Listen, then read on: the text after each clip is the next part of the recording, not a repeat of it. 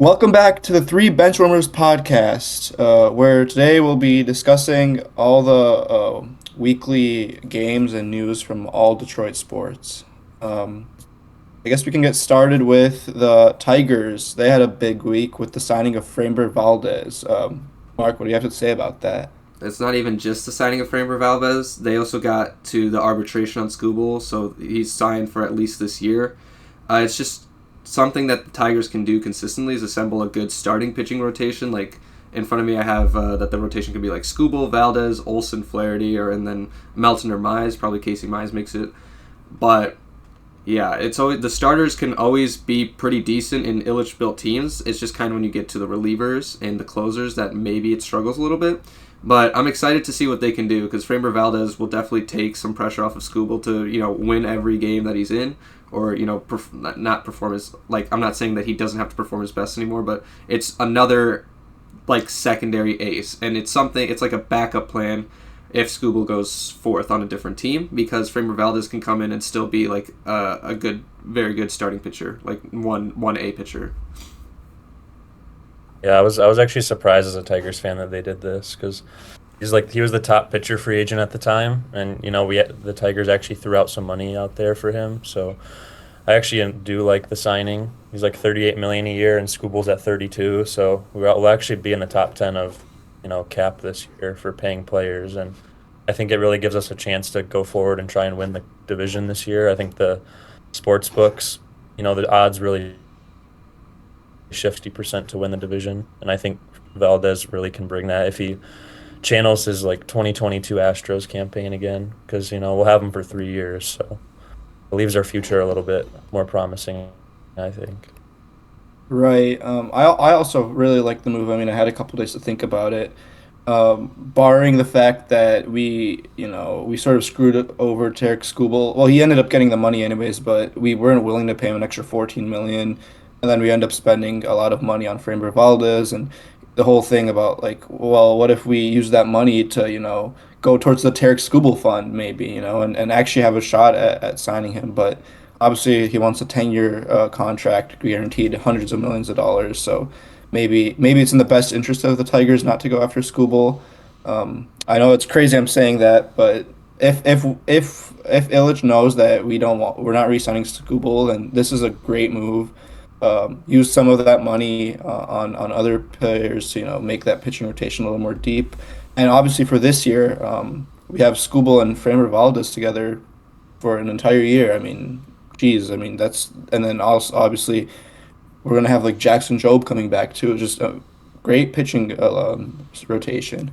The Also, I'll say one Yeah. thing: Framber Valdez's recent form, especially last year, wasn't too great. So, and I mean, obviously the infamous incident with him crossing up his pitcher after giving up a grand catcher after giving up a grand slam. I mean, that sort of speaks about his character to some extent. Maybe hopefully he doesn't bring that to Detroit, but it is quite a risky gamble to pay that much to a pitcher that recently. I know he's been great, but last season he wasn't up to standard to how he has been playing in the past. Yeah. I mean, I just think Scooble's already had two Tommy John surgeries. So if we try to sign him for 10 years, I think that's just way too risky. Plus he'll be like 38 by the time he's done or somewhere around that. So I think, short-term contracts are definitely better. So if they can't meet on something, then I guess we might have to move on. But And that's why I like this Framber Valdez deal, because it's 3 years. So, like year one is kind of when you hope he's the best. And if year two and three he's kind of, not up to form as he was last year, as much so as he was in previous years, then, excuse me, then it's just kind of a cap hit you have to tank, but it's only 2 years. So they can move on from him fairly quickly, even if no one else wants him. So I think, even though he's getting paid a lot for these 3 years, it's very manageable, in my opinion. All right. Right. We'll move on to the Pistons here. They had 4 games this week, some good, some bad, some trade deadline moves. We'll start with this Nets game, which actually is the biggest win in Pistons history. Sure, they didn't have MPJ, but, they were just having fun out there. They were just having fun out there, and it showed against this team. And also, I told you guys this stat last week when this game occurred, but there have only been 2 players in the league to put up multiple games with 3+ steals and 3+ blocks. Those players are Victor Wembanyama and Cade Cunningham. Like, this is just a guy who doesn't always perform on offense. You know, recently he's been having some off nights, maybe not as efficient from the field, but he'll always find a way to do something. Whether it's assisting, and as we see here with the steals and the blocks, I mean, as a guard, to be able to get 3+ blocks on a nightly basis is just insane, you know? He's always a guy who's just willing to hustle back, and he's just the motor of this team. I don't know how this team would ever function without Cade, and I'm really glad he's signed for the long term, because we've seen some younger guards who we've drafted get traded away, and you know, maybe we didn't commit to them. So, Are you talking about anyone in specific? you know, like Luke Kennard in the past, Bruce Brown, and most recently Jaden Ivey is the one who I was thinking of. Yeah. But yeah, even then, right, we traded for Kevin Huerter, who hasn't really played yet. But we came up with the trade for Luke Kennard to come back to be a Piston. And what, I don't remember where he went, but, it was the Lakers for Gabe Vincent in a second. There's no way, there's not a chance that the Pistons could not have had a better offer for someone who is just a better shooter than Kevin Huerter. This year, at least, he's a better shooter, shooting almost 50% from the field on like 3 or 4 attempts a game. It's just actually insane. So, I don't know. And then Duren got announced as an all-star in this game, and then also got announced for the dunk contest, and then said, I don't want to do that anymore. So, it's a up and down week for Jalen Duren, I guess. Right. I mean, he's obviously injured, so it makes sense. I don't know if he's gonna even participate, but do you remember the last it's good Piston timing. center to be in the dunk contest? Ooh. Austin knows.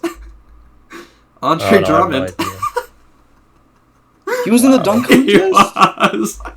Oh, he has no bag. There's no reason he should have been there. He's just like, Drummond was like 6'11" and just slammed it hard. He's not athletic at all for like the windmills in the East Base and whatnot. I don't know. I saw him shoot up a 3 the other day, and it hit like the side of the backboard. So that was a great moment. I could understand like Dwight Howard, but definitely not Drummond. Yeah, Dwight Howard put on a good performance too with the Superman cape and whatever. And then there's big men who could do it, like the Blake Griffins of the world, the Aaron Gordons of the world. Drummond had no reason to be there. Even in 2K, when we were doing the dunk contest, he would always be the one to finish last. Anyways, we'll move on to this Nuggets game, which is actually a quality win. Jokic actually played in this one. He played meaningful minutes. And, guys, take it away on this one. Yeah, no, I think it was a good win. When I was checking the score, because I couldn't catch the end of the game, they were up by a little bit more than what it looked like at the end. But, Cade played out of his shoes again, and Asar was good on defense. I mean, JD had a typical game, and I think, Duncan Robinson struggled a couple games before this one, and he really came out and he went 6 for 9 from 3. So Pistons were, they shot the ball pretty well. I think they played good defense and really got a quality win out of this one. Yeah, but I would also like to highlight that they had multiple 20-point leads throughout the game. They had one in the second quarter, like nearing halftime, and then like midway through the third. And like they did last time they played the Nuggets, this lead kind of dwindled and they got into a close game where it really shouldn't have been one. So as a young team, one of the things they have to learn is to close out games, which they've been doing pretty well this year. And they even got away with a win in this one. I think they're number 1 in terms of single-digit victories in the NBA. So if they just continue to close out these games, JB Vickerstaff has been doing a great job of just coaching these guys, keeping them calm.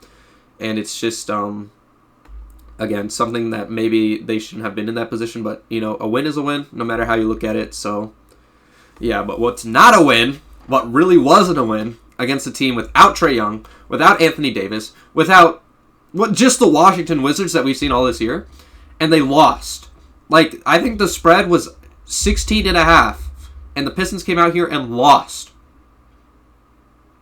Right. I mean, I honestly wasn't paying attention too much to that game because it was the Wizards, and me and Austin went to the Michigan basketball game that day against Penn State. So, but yeah, we know we were looking at the score. We realized they were down like 20, 25-ish in the second quarter, and then we watched the Michigan game.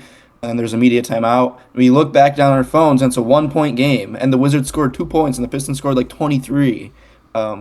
So I was pretty shocked to see at the end that we didn't win because when there's that big of a swing in points, it's a little hard to come back from. So props to the Wizards for keeping their composure. But yeah, I mean, it's just one of those games, really, isn't it? Yeah, I mean the Wizards found Will Riley in the end too. Like he was hooping majority of the game. I saw the highlights afterwards. He had 20 points. You know, he didn't really average basically anything before that game. Even when the Pistons were down 25, the spread was only 1.5. So, you know that they really should not be losing these games. Even if they started down 20, they should still be favored to win. And you just can't be losing these games. It's just, I mean, I get it's the NBA. Teams can shoot well against you. They made 18 threes, but you really can't lose that. I mean, one of the reasons, I mean, he tried his hardest, but Duncan Robinson had 15 shots, all from 3, and made 6 of them. I mean, it's like a 30, 4 or 5% clip, which isn't bad, but when you're shooting 15 threes, it becomes a little more detrimental. Like, maybe as a team or a unit, you want to make 1 or 2 more of those. And then someone else who came into the game and just contributed a lot was Kevin Huerter, going 0 of 2 from the field. So great trade there, and I'm really happy and excited to see what is in the future for Kevin Huerter as a Piston, my favorite Piston. Jaden Ivey could have, whatever, Jaden Ivey's gone, whatever. We'll talk about this Knicks game briefly. This is where we got this shirt, was the Knicks-Pistons game, the playoff game last year. And from that series onwards, Jalen Brunson has just been the villain in Detroit. I know, Olex, you were trying to say that, like, oh, he said great things about Detroit. But in my opinion, it's the actions that speak louder than the words, right? He goes out there, right? Everyone still hates him. And then you know who shows up and single-handedly, not even just Jalen Brunson, shuts down that entire team? Asar. Asar went out there and played just one of the best defensive performances I've seen all year. And Jalen Bumson, bro. What a bum. Oh my god, you got nothing going in the first. Literally the least amount of points he's put up in a first quarter, probably first half this whole year. The Knicks were very turnover prone. I know they were out without OG. I know they were without Cat. But, the Pistons were without Duran. I guess, the equivalent of OG would be Tobias. But last time they played, they didn't have Tobias. And they still beat them by 30. So I don't know if the Pistons just have the tightest leash on the Knicks right now. And I really hope when we go to MSG that there is just the same level of performance. Because this Pistons team genuinely hates New York. Genuinely hates them. I think New York is starting to change from, like, Trae Young being the villain to Cade Cunningham. Because these last few games haven't been close. The last 8 times these teams have played, it's 4-4, including that playoff series. So, hopefully they go to MSG and show them, okay, yeah, we're for real. We can't, it's not only just at home we can win, but we can go on the road and win, which they showed in that playoff series. They couldn't get it done at home, but I just really hope that they show something in MSG to make all the Knicks fans shut up with their excuses. So, well, I wouldn't be looking forward to MSG. I'd be looking forward to the playoffs. And MSG is next, but we'll run through them in the playoffs too if it really comes to that. Yeah, looking back at last year, they played better at the MSG in the playoff series than they did at home. We were devastated. They didn't win a single game at home, so we still have that home win playoff drought going. So maybe I guess the Knicks will be 1-2. So. Maybe we finally beat them at home in the playoffs next in a couple of months. But yeah, about Jalen Brunson, he's one of those players. Like he's a great player. You guys can't deny that. He's an amazing player. He's humble. He just likes he likes embellishing. So obviously I hate him. I hate watching him. But you have to respect him to some degree, just because of how he plays and how he carries himself. As for Cade, no one can hate Cade. I don't Nick think soon Knicks will. fans. Nick soon will. Don't even worry about No, it. He I doesn't don't have to think say so. anything. He just has It's to play really well. difficult to do that. It's really difficult to hate on Cade. He is the most ethical hooper of all time. I think they'd rather hate Jalen Brunson than hate Cade Cunningham. Knicks fans, I mean. Like that's how ethical he is of a hooper. As a Pistons fan, though, there is one guy on this team that the GM did not address, in Karis LeVert. It's actually just hilarious seeing him play, because you see JB Bickerstaff, he looks to his bench, he sees all these options, he's like, Karis, get in there, huck up 3 terroristic-looking shots, and then get out for the rest of the game.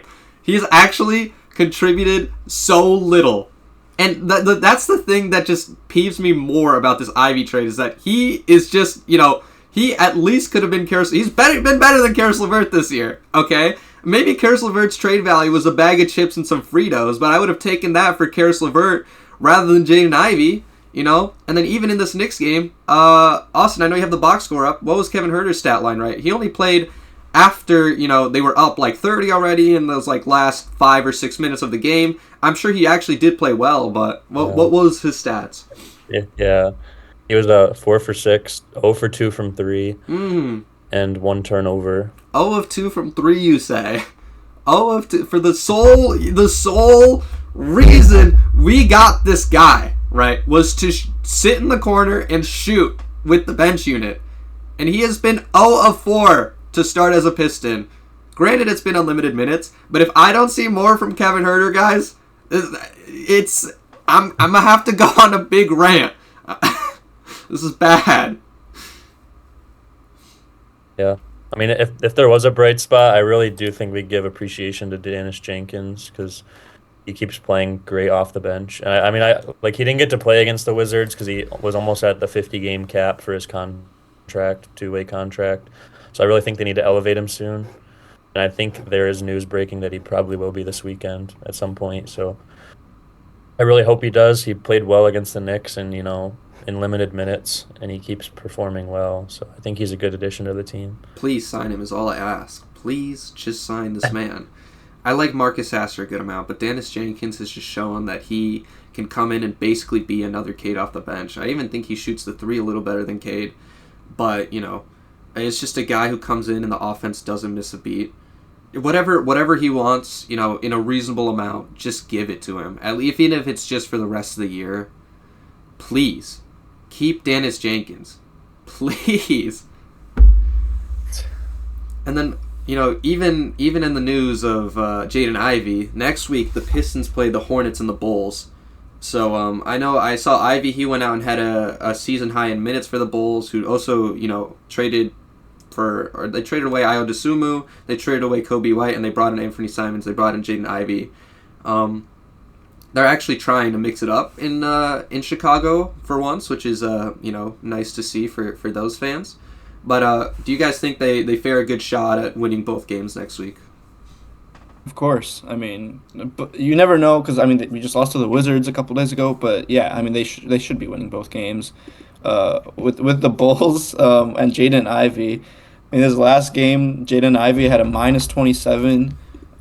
He was pretty bad. Like, you could tell there was not a really great connection with his team. Obviously, fair enough. He hasn't been with them for a while, but I think there was this one play where he was taking the ball down the court, kept waving one of his teammates to cut towards the rim so another spot can open up. His teammate didn't do it, and so he just straight up just hucked it at his feet, like full power. Just yeah, it was the funniest thing ever. So yeah, maybe Ivy isn't too happy being at the Bulls, at least to start off. You never know with these things though. But yeah, no, we should be winning these next 2 games. Yeah, I agree. Unless LaMelo Ball has like a generational performance, I see them beating both teams fairly easily. And then we'll move on from the Pistons and we'll go to the Red Wings, who, we talked about this Avalanche game a little bit.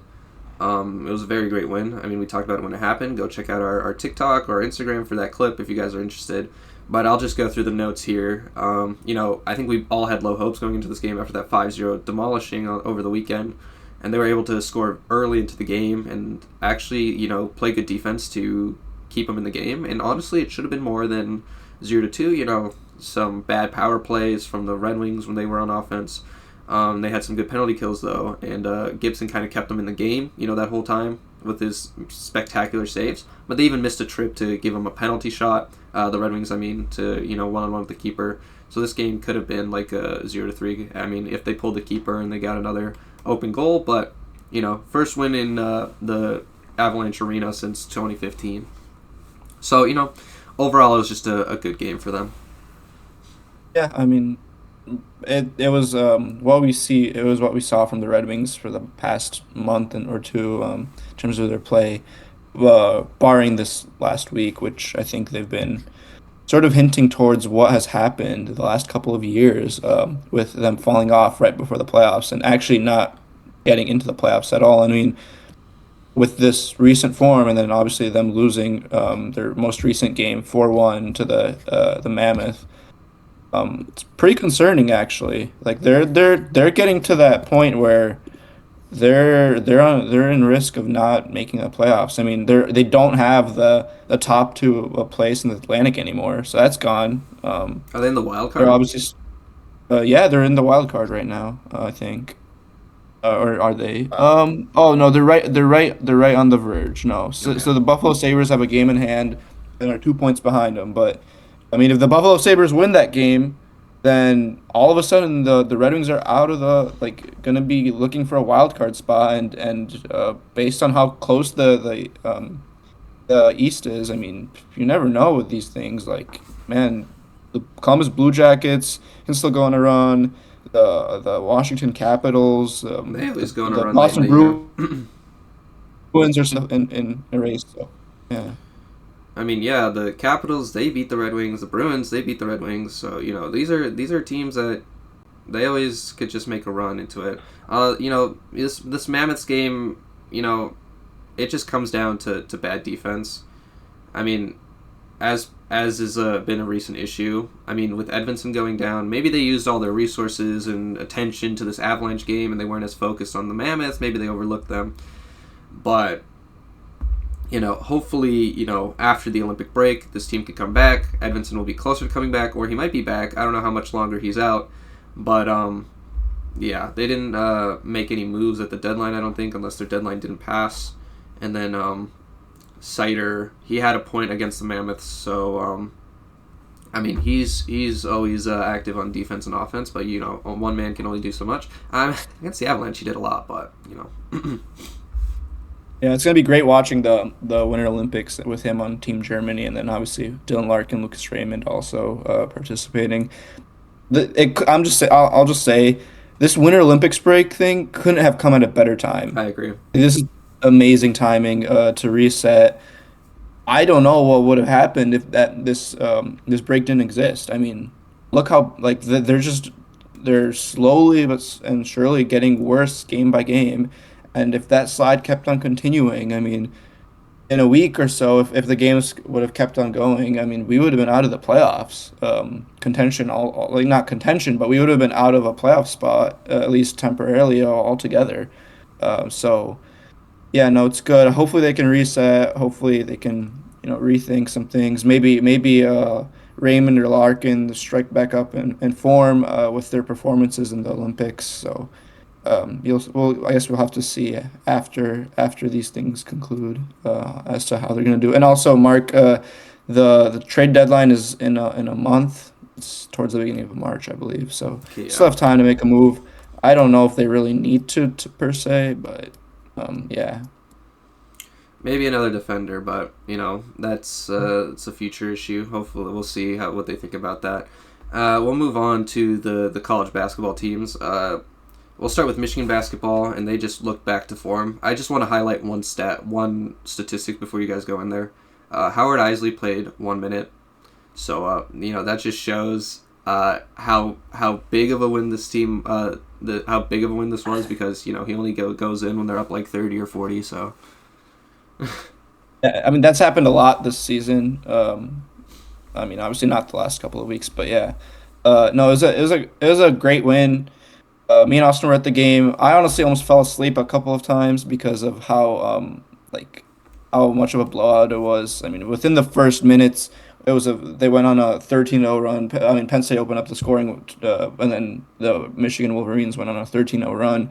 Um, and I mean, it was just game over within the first 5 minutes of the game. And obviously had quite a late night the night before, so it was tough to stay standing, and cheering on the team when it's that big of a score gap. But no, it was a great game. Namari Burnett, who I criticized quite heavily for his performance against Michigan State, or rather, not criticized, but I applauded the guy that comes off the bench for him, Trey McKenney, um, had a 31-point game. So yeah, I don't know where that came from. I mean, he obviously hasn't been He just performing got his hot best from level. three. That's what he can do. I mean, every 3-point shooter can just get Yeah, really but hot. he also had that one stretch with like three dunks in a row. So I mean, I don't know. I mean, like, Yeah, that was pretty crazy. There's yeah, probably like seven to like, ten dunks that game. I think I witnessed. yep. Like And then I I mean, don't know if obviously, it was the defense or what, but they seem to be wide open too. yeah, Penn State is And pretty bad. Yeah. But yeah, here's the thing. I Penn State was got nothing going. I was a little scared going into this game because I guess it was at home, but this is a team that we scraped by, or Michigan scraped by last time. But maybe this team doesn't perform as well away, is what we're learning, because then they just beat the crap out of them by, like, what is that, 41 plus? 40, 41. And, Yeah. yeah, and on your note about Namari, Trey did have the most minutes played in this game, so obviously Dusty still values him a good bit, even when Namari is having a good game. So we'll just have to see how Trey McKinney plays and what his minutes are in Namari after this. Because later today, actually, they play OSU. Later this week, they play Northwestern, UCLA. What do you guys think? They go to Columbus for that one against OSU. So do you think it'll be closer than the one they had here? Do you think, maybe there's a chance they lose? Or Yeah, I mean, Yeah, of course. I mean, it's a little difficult to be worse than Penn State, especially at home. No, Ohio State's a great team. They have really good players that can make plays. So I think this is a trap game. I mean, coming off a big week and then an easy win, just one of those games where you could, you can get upset. And I'm gonna be quite nervous watching this game. Hopefully, I don't have to be. Hopefully, within the first half, we're winning by 30 again. But I don't think that's gonna be the case. yeah, I think the first half will be close, but I think Northwestern away should be a little bit easier. And they just got blown out by Illinois, and then obviously UCLA at home. You get to watch Adai Mara's old team come into town, so I think that could be interesting. They have size, and they have won some solid games this year, but I think that one will be close too. here's my Yeah, bold take. I'd like to say one more thing about the Penn State game. Michigan had 31 assists on 39 buckets that game, and obviously their defense performed as well as they always do. So those are things that travel. Those are things that the type of unselfishness and getting open shots, and also defending really well. Those are things that you won't really see go away throughout the course of the season. Maybe they'll fluctuate up and down a little, but it's not 3-point shooting where you can just be cold on the day. It's one of those things where, if you keep getting open shots, you're eventually going to make them. So, um, having these sort of games like sort of reaffirms Michigan's ability to win games on the road actually, and against harder to play teams like we will in the future with Purdue and Illinois. So yeah, I mean, and also in terms of KenPom, this was a great game. Michigan is back at number one, I think, unless last night Arizona got no. Okay, yeah, so they're still at number one. Yeah, and then that's really I think Arizona is like over a half point above them right now. mm, okay. Yeah, it's 37 to 36.6. I see. Okay. So, just I think Arizona won by 45 yesterday as well. who did they beat? Yeah, that's why I was like Who did they win against? Oklahoma Oklahoma State. State, who just beat BYU, I think. So, Arizona's definitely a threat. But on your point about the passing, yeah, in defense, Houston shows, like, year after year that does translate to March. That those are the philosophies that, can get you deep, can even win you the championship or win you the national title. So, but on this OSU game, personally, watching this team, this is one of those games where it feels like they should win easily. That's the vibe I'm getting, at least. I could be very wrong. This could be, aged like milk. But I feel like, OSU on the road, I feel like this is a game that maybe not as important in basketball. It's still very important. They have it circled and they still think about it. So I think Michigan gets it done. And then we'll move on to the other Michigan team in MSU. We had talked about this Minnesota game in Austin. I mean, it just wasn't good. We did miss something. I think Divine Ogochukwu is officially out for the rest of the year. So that's a bad loss for MSU. And then I don't know why I've seen like 2 or 3 games now. They have these floors raised above like where the benches are, and there've been incidents with that. Like, why is it designed that way? Like, how do you get to the point where you need raised floors? Anyways. Yeah, pretty stupid. That could be very dangerous. It just causes more problems than solutions. I don't even know, the engineering or any architect, whatever. But I think with the Divine Ogochukwu injury, you get to see more of Kurtang. You get to see more of Jordan Scott for sure, who started. And maybe some Trey Fort actually playing rather than just being a gimmick guy at the end of the Minnesota game. He did play well when he was tasked with chucking up threes. So, maybe he could come back to form and actually be, that transfer from Sanford that they wanted to actually, be that starting shooting guard instead of having to rotate through like 3 or 4 guys.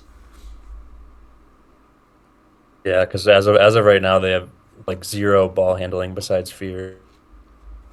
I think he played 43 minutes against Illinois, and obviously he played well. But every minute the Wojcik is in, it's like time is just trying to buy time. Like he put him in right with 30 seconds before each media timeout both times, and then as soon as commercial came back, Fears was back in the game, and you can obviously tell he was tired at times. The whole team, because it went to overtime obviously, and playing 43 minutes is going to make everybody tired. So I think it's a real concern looking forward. Obviously, Minnesota was a bad loss, which you can check out our clip about. It's on TikTok and other platforms. But I think, they got a solid win yesterday. Illinois didn't shoot the best, and Wagler was 2 for 16. But, it's a top 5 win at home, so you'll take whatever you can get in terms of looking forward. And I think Fears really played well, at least in the ball handling and playmaking aspect. He shot okay from the field and had a lot of points in overtime. But, Kurtang, I was dissing on him before. He finally hit a shot at the end of the game, which was good. But it's still really going to be a struggle for MSU to consistently fill it up 3, I think. And even with, we're talking about Keaton Wagler. This is a guy who put up, 40 against Purdue, which is not a bad team at all. I think he set records for how good he was against them. And to come out here and go, 2 of 16 from the field? I mean, that's just showing that Michigan State is back on their defensive philosophy. Just make sure you lock down their starting guy. Make sure that, at least when he was minimized and he can't put up 40, you have to make everyone else shoot, who maybe isn't as talented as Keaton Vogler. I mean, they're all here. They're all on this stage. But if you make someone else try to beat you, then, you always have a better chance of winning. Yeah, I mean, when teams try making Illinois have to beat them, Illinois does beat them, and by quite a lot. So I think Michigan State got a little lucky with how poorly Illinois was playing just in my opinion, watching that game. I mean, Wagler having an just a horrible night for his standards. So yeah, I guess. Me and Austin got into a little bit of debates, and I know all you MSU fans watching. I know this will probably be clipped, so I guess I'll plug the channel. Go find the Three Benchwarmers on all the platforms. Make sure you follow. Man, Jeremy Fears and like Tom Izzo and stuff. I can't watch. I can't. It's hard for me to watch them. It's so hard. Izzo talking, like saying how he's gonna bench Fears and how he has a good GPA, which somehow matters. I mean, it's. I think it's pretty easy to get a 3.1 at MSU. So, I don't think his GPA matters when he's going to the league, if we're being honest. Is he going to the league? Maybe. You think any team was gonna want to sign him? Like he's so goddamn annoying. Just every game, man. Every game he's doing something. Even this game, he I mean, if that trip that he had is on purpose, I don't know what is. He literally just plants his feet, stands in front of him, and tries tripping him. The refs apparently thought it was nothing, which I mean, that's the Izzo effect. Yeah, he's gonna keep on complaining until he gets his way. I think it actually him doing the stuff at the press conferences when he was speaking about Dusty May criticizing him and how that's gonna start affecting the refs. That is actually affecting the refs, and that's not making them not call certain things against Jeremy Fears that they maybe should. And I like after this week. I mean, obviously I criticized Jeremy Fears pretty heavily after the Michigan game. Seeing what Izzo has been saying and doing with Fears. I blame it more so on him. I blame it on Izzo. I blame it on the program than Jeremy Fears because they're letting this happen. You've seen through many guards in the past of Izzo's just embellishing every play and trying to get a foul, which I guess that wins them games. Fair enough, but it's just horrible to watch. They're a good team, right? I'm not gonna deny that. They know how to win. They'll do anything to win. Yeah, I know you MSU fans like saying that. But that doesn't make it fun or ethical, that doesn't make it good. And I know all you guys will be criticizing Michigan because I'm a Michigan man about Michigan being dirty and whatnot. You're not looking at every game and seeing these things from any Michigan team in the recent past. In terms of actually playing the sport. In terms of actually playing. there's things in the athletic department that, I'm not going to get into that I can criticize, but it's just on another level with this thing. And I mean, recency bias and whatnot in terms of like things like this happening, like the NCAA and Big Ten need to be aware of this because you can't. I'm scared for the players on Michigan coming to obviously Michigan State's coming to Ann Arbor in a month. I'm scared that they're gonna not be able to play in March because Fears or someone else on their team is gonna do something that hurts them, and takes them out of a Big Ten tournament or even the dance in March and April. So, I mean, something has to be done. Izzo's not gonna do it. He just proved it. He said he was gonna bench him, and he played 43 minutes. So Izzo obviously doesn't care. He only cares about Jeremy Fears' GPA. Yeah, Here's I don't know. what I'll Austin, add to you that. can Here's what I'll you add can to that. speak on this. But So Izzo after the Michigan game, said, "Okay, if you guys saw anything dirty, let me know." Because Izzo was out there. He was watching the same thing they were. I honestly thought you were overreacting a little bit after that Michigan game. I was like, okay, maybe it's like a rivalry game. He was, it's a one-time thing, and then as I start going on that, we have that clip, and then I go on TikTok and I just see people hating on him for being dirty, and then I see him just absolutely like Draymond Green, someone on Minnesota, like kick him square in the nuts, like it's actually becoming very, very noticeable to a lot of people. So it's a thing with Jeremy Fears. Hopefully, I was gonna let Austin speak on this a little because obviously I think you have an opinion on this, right? Yeah, I mean, I don't understand the point of pass guards, but that's time for another story. But Jeremy Fears, I mean, whether he flops or not, it's hard to deny how solid he's been playing. I mean, you're not finding point guards that put up 15 assists and 20 points. I mean, Trae Young was the last one to do that, and probably since the 1990s, only two players. But, I mean, obviously he shouldn't be tripping people.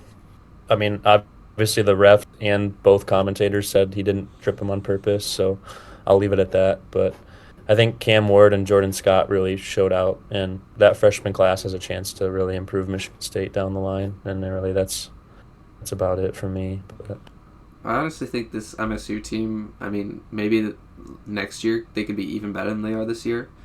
And I mean, Michigan is a very transfer-heavy team, so you never know what their outlook looks like in the middle of the year onto how they're going to look. Maybe, if Trey McKinney stays, if LJ Kaysen stays, they could step up.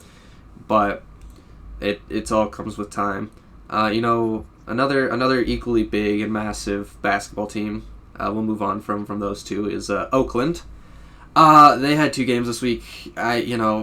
watching Oakland is like playing Russian roulette. It's like one time I could be happy and then the next there's just a bullet through my brain. Like sometimes this team is just simply unwatchable, and I hate to say it because I love this team. Their best or their most surprising player, Isaac Garrett, is still out with his ankle injury, and they were able to beat out Northern Kentucky on the road, which was a good win. The game was close until just down the stretch, and Brody Robinson. Jeez, this guy, I really hope, I don't know if he can stay another year, I don't know if he's going to transfer, I don't know his eligibility status, but if this brother stays with the Oakland program, I would be a gleeful man. I mean, he's actually, I told Austin this stat, but he is leading the NCAA in free throw attempts. Like, he is the guy who gets to the line. He's like 5'8" or 5'9". He is literally my height, and he can always just find a way to get it done. And the only, the biggest complaint I have about this team is how Tubru Naivalura has been playing. Preseason Horizon League Player of the Year. You were telling me about him when he played Michigan, and his backup has just been outplaying him flat out. It's, I don't know, he's just not making as big of an impact as someone who, with his distinction, should make. And then the game that makes me want to cry is this one against Cleveland State. This was a close. You wouldn't look like you look at the score and you think, okay, this was not a close game. It was. It really was. And then this guy named Foster Wonders, it just has to put up just a great game. Just cannot miss from three. This is like if the other team. I've been saying this with Oakland. If they can hit their shots, they don't have the guy like the one-on-one matchup to come back and go against the other side. And if they're, not making their threes, if Brody Robinson's cold, if Brett White is cold, if no one else can step up and get a basket on the inside, then this team is just awful. This is a team, I think Cleveland State, it should have been an easy win. It was at home, too, on a Saturday, so it was a good crowd in the arena. But just the second half collapse of literal doom and despair is what I was watching here. Just bad, awful, bad, sucky. Anyways, so this week we decided instead of MSU football and Michigan football, because there wasn't much news, we would cover the hockey games that happened because they played each other twice back to back. Just to preface this game, right? Both of these teams are stacked. I mean, MSU has over 10 drafted players. I'll just name Caden Lindstrom, he was a second rounder to the Blue Jackets. Porter Malone, he's a first rounder to Carolina. Trey Augustine, the keeper, he's a second rounder to Detroit. So, you watch MSU and you want Trey Augustine to do well. And then for Michigan, they have a second round pick in Malcolm Spence, who's going to New York. They have Cole McKinney, who's a second round pick, going to San Jose. And then their goalkeeper, Jack Yankovic, Ivankovic is going to Nashville. Ivankovic, Mark. Ivankovic, sorry. They've been playing well. I mean, him and Trey are pretty evenly matched as second rounders going to the league soon. So it's something that you want to watch for when you watch these games is the keepers especially. Just to cut you off, you're heavily like there's guys like Riker Lee that you didn't mention. Yeah, I was just mentioning some of them. They all like. And then obviously you only mentioned second round picks on Michigan. They have plenty of first rounders. I mean, Michael Hage to name one of them. I mean, his performance at World Juniors recently was just. I mean, he was one of the players of the tournament. So, both these teams are insane. If one of these two teams don't win the national championship this year, I mean that's just. Crazy. I mean, they're 1-2 going into these games, right? So, yeah. In the nation, I mean, we'll go to the first one where they played in Yost, right? I mean, MSU lost this game 3-4 in overtime. So again, these games they'll come down to the wire. And I just highlighted Trey Augustine here. He had 27 saves on 31 shots. So it's not that when you put up 30 that type of stat line, the defense was bad for allowing 31 shots against him, but he did what he could. I mean, you said Michigan is just really talented all throughout. So. Yeah. No. The thing that I saw from the 4 times that they met this season, and particularly these last 2 games, it feels like Michigan State just has the edge in talent. They even the games that Michigan has won, obviously at Michigan State earlier in the season, and then at Yost. Those are quite close games and tight games, and it could have gone either way. But the games that Michigan State has won were pretty clearly in favor of Michigan State. So if you like to compare these two teams, I mean, this season I think Michigan State has the edge.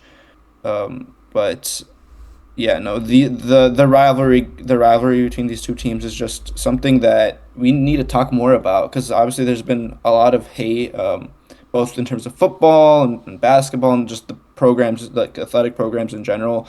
I mean, I've been contributing to that hate as well. I mean, it's fun, but the hockey teams, I mean, they have the utmost respect for each other, and they obviously they have guys like Porter Martone and Michael Hage that played together on the same national team for the World Juniors, and they're great friends.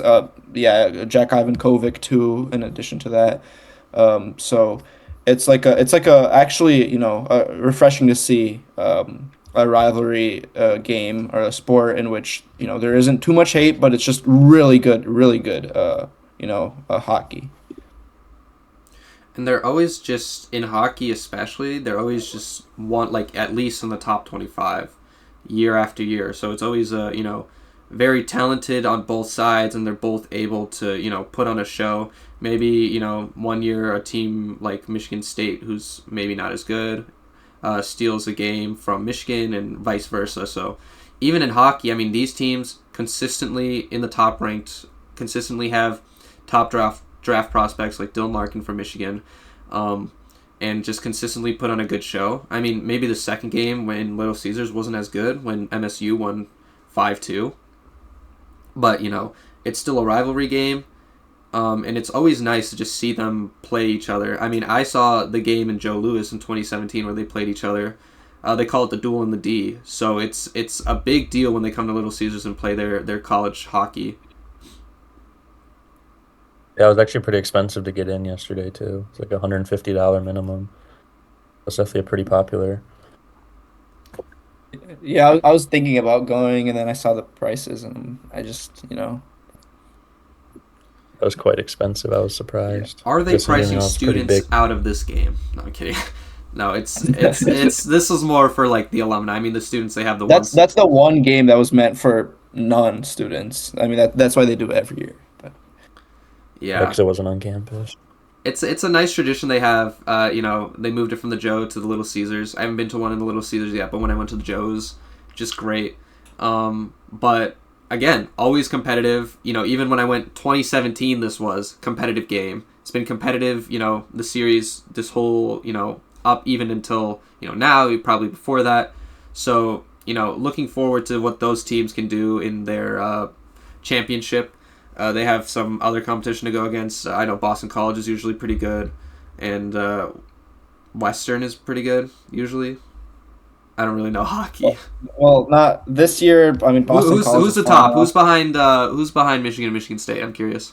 Like, I mean, I think North Dakota's up there. Western Michigan too, but they've lost to at least Michigan. Penn State has to be up there. They played Michigan State Penn State, close. yeah, with Gavin McCann. Actually, I don't know. Recently, there was a whole thing with their star player, but yeah, I mean, this year it's pretty clear, like Michigan State, and then everybody else. At least in my opinion. But yeah. North Dakota, Western, Quinnipiac, Penn State, Providence, Denver rounds out the top 8. So, I mean, I caught parts of the MSU versus Penn State game when I was up at MSU last week. They did end up winning that game in overtime too. So, I mean, there's some competition even outside of Michigan there. So, I mean, watching their final or their tournament for their national championship will also be interesting. Maybe not as interesting as March Madness because there's just so many more teams there. There's so much more that can happen throughout the board. And honestly, if I had to pick a team to win in March Madness this year, I know Arizona's probably the heavy favorite, but based solely on what Michigan did in Las Vegas, people underestimate just how important those neutral site games in November are. Like, those are the games that like the most March atmosphere. And Michigan went in there and they beat ranked, number one at the time KenPom team and Gonzaga by 40. Like, those are the games that matter. I mean, even in Big Ten play, just how consistent they've been, other than their slide against Wisconsin. It's just been, they've been great. That's a pretty interesting transition, Mark, but I'll let it slide. Yeah, no. Well, I guess to end on the whole hockey thing, you were talking about Michigan State Penn State game. When are they bringing back the outdoor games Yeah, that one was in outdoor. Michigan? I did see that one was outdoor. That Yeah, was cool. they're playing at Beaver Stadium, packed crowd. Like, imagine, I mean, I forgot when the last time was when they played at Michigan Stadium, but that's just a great atmosphere. I mean, anytime hockey is played at Michigan Stadium, we've seen it's great. So again, that's up to the Michigan Athletic Department, which, like I said, I'm not going to talk about in too much depth, but I don't really like them. Obviously, with the whole, especially how they treat their student fans. But yeah, they need to bring that back. And then basketball, I guess, if we want to end it on a quick discussion about the next, a quick like overview of the next 2 months in college It's basketball. like an early, Um, March prediction is what I was going for here. Like for Yeah, Michigan State. all I'll say is that Michigan State is losing in the Sweet 16, guaranteed, lock it in, and Michigan's losing in the Final Four, guaranteed, lock it in. And then like a team like Arizona or Houston will win because it's a little predictable just with how these teams play. Michigan is the most volatile team in the country almost, at least out of the teams that are good. So one bad game, I mean, which can happen, and then they're done. So I just see them losing against a team like Arizona or Houston or I mean Duke and UConn is a little difficult to say right now because they just lost, but even so, yeah, I don't know. I guess that's my take. Yeah, I'm not too sure. I mean, I do like Arizona and Michigan. I think there's sort of separation happening, at least with like the top five or so teams analytically. So, and like as we saw last year, the top four seeds were like plus 5 points on KenPom from any other team. So it was pretty predictable by the end of the year. I guess we'll see how the season finishes out. Arizona and Michigan both have like gauntlets remaining, so Mhm. we'll see how unscathed they are by tournament time. But I think those two are probably my favorites, which are the boring answer. I They mean, will they are just the try to win top it. two teams. I mean, barring UConn. And, I mean, Duke lost last night in the, what did they call it? The Battle of the Blue to UNC? Is that what they call it? All I know from that game is that they were handing out I Love Drake May shirts. Um, I kid you not. And, that propelled UNC to win. But I also think my prediction for Michigan State, Izzo, he can bring his teams. I mean, coaching matters a lot more in March than people think. And he's very experienced in these situations. He has a national championship, obviously. So it's, I think if you can keep the guys composed and they don't erupt, and, it all comes down, I think, to how well they can shoot the three or how, well they can just, they don't even have to be good at it. Just don't go like, I don't know, one game they went like 4 of 24, something along the lines. I think they can make an Elite Eight, or I think that's how far they could go. Right. I mean, they're probably not going to be a top one seed, two seed at max, and that's if they like win out or come No, very close to winning out. And I just see them falling against like a three seed or a two seed if they're a three seed. So I mean they just beat yeah, projected 2 seed Illinois, so I probably all comes down to the tournament for the seeding for the rest of the Big Ten. Um, right.